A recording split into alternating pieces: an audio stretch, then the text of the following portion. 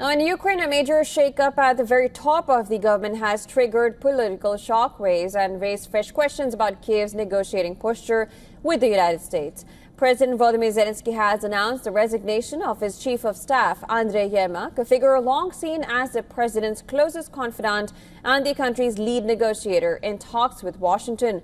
The decision came just hours after anti-corruption investigators conducted search of Yermak's residence. In his nightly address, Zelensky said he was resetting the presidential office, stressing that Russia was waiting for Ukraine to falter during its delicate peace negotiations. Now, Yermak's name was absent from the new list of Ukrainian officials who will take part in the next round of talks with the United States. Amid this political turbulence, Kiev once again came under fire. Early Saturday, loud explosions rocked the capital as Russia launched a fresh drone attack. According to the city's military administration, at least one person was killed, 7 were injured, and a residential building along with several vehicles were damaged. Now, despite the escalating attacks, Zelensky says Ukraine is preparing for upcoming negotiations with the U.S. aimed at securing dignified peace with Russia.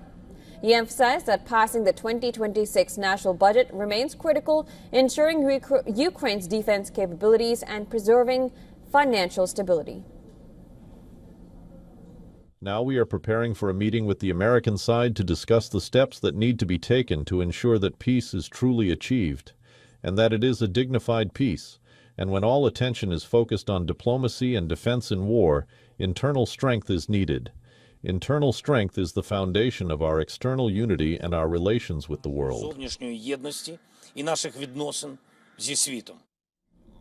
Now, sources say a Ukrainian delegation is set to travel to the United States this weekend.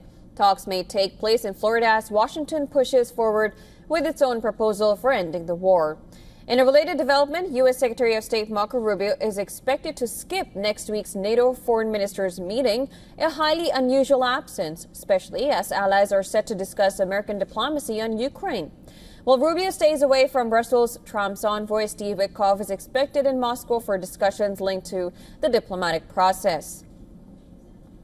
In Europe, German Chancellor Friedrich Merz has criticized Hungarian Prime Minister Viktor Orban for meeting Russia's President Putin without a European mandate.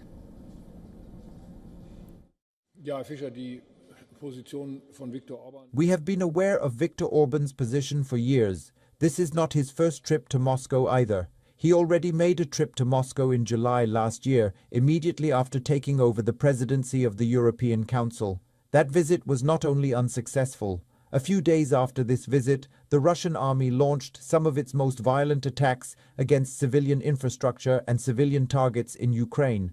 But he is acting without a European mandate, and he is doing so without consulting us.